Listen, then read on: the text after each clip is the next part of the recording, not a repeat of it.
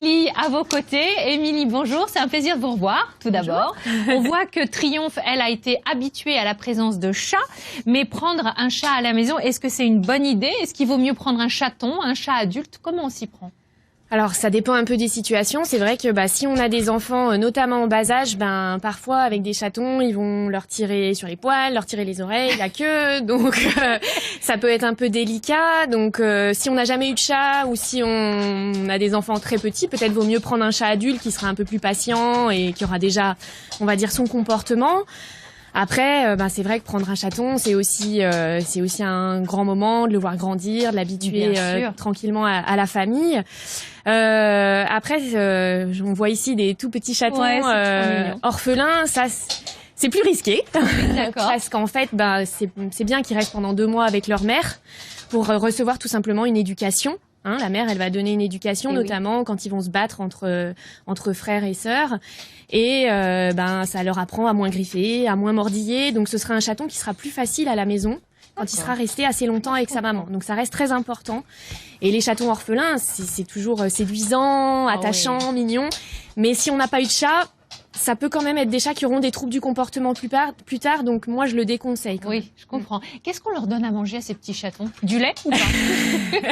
Alors on a souvent envie de donner du lait, effectivement, mais il faut savoir qu'à partir de 2 mois, ils ne peuvent plus le digérer. Ils ne digèrent plus le lait de vache, et d'ailleurs le lait de vache n'est pas très bon pour eux en fait. Donc en fait, dès l'âge de 2 mois, il faut mieux leur donner soit de la pâtée, soit des croquettes, soit un mélange des deux. Après, il faut savoir que la pâtée, ça donne très très envie. Donc le chat qui en fait par nature a un comportement de goûteur, c'est-à-dire qu'il va revenir manger une 20aine de fois dans la journée, de façon normale, avec la pâtée, il va avoir un comportement complètement inverse parce qu'elle est bonne au début quand elle sort du sachet et après elle est un petit peu desséchée, un petit peu moins appétante. Donc ils vont se précipiter dessus, gloutonner un peu dessus. Donc c'est pour ça que c'est mieux de donner un petit mélange. De temps en temps, on va leur faire plaisir avec un peu de pâté et puis sinon les croquettes la plupart du temps c'est ce qui reste idéal. D'accord. Comment on installe un chat à la maison? Où est-ce qu'on met son petit coin? Alors c'est effectivement bien de penser à lui préparer un petit coin à lui. Le chat il va avoir besoin d'avoir des endroits qu'il partage avec l'homme, des endroits qu'il ne partage pas.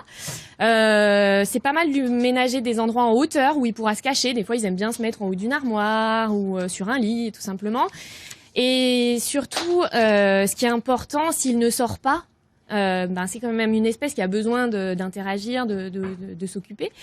Donc, s'il ne sort pas, de lui trouver de quoi s'occuper avec des griffoirs, des arbres à chat. Sinon, il risque de s'occuper du canapé.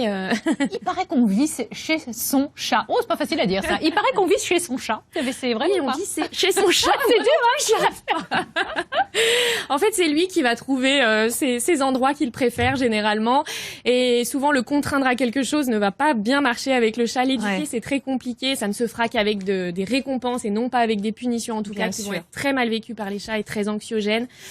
Donc, s'il a décidé que son lit, c'était votre canapé, il y a des chances qu'il l'adopte comme ça. Qu'est-ce qu'on fait si on a un chat et qu'on est enceinte? Alors oui, c'est une très bonne question. Souvent, on croit qu'il faut les abandonner à la SPA et en fait, pas du tout. Non. Le chat, non.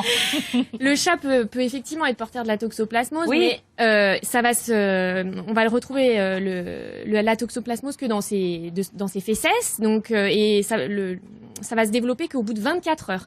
Donc si on change la litière, pas forcément complètement, mais juste en retirant les crottes tous les jours. En plus, on peut le demander à monsieur. Donc, ce qui en soi est intéressant pendant la grossesse. Et il y aura aucun souci de transmission. Ce qui est bien important, finalement, c'est de laver ses légumes. Oui. C'est pas le chat. Le gros problème. Merci beaucoup, Émilie.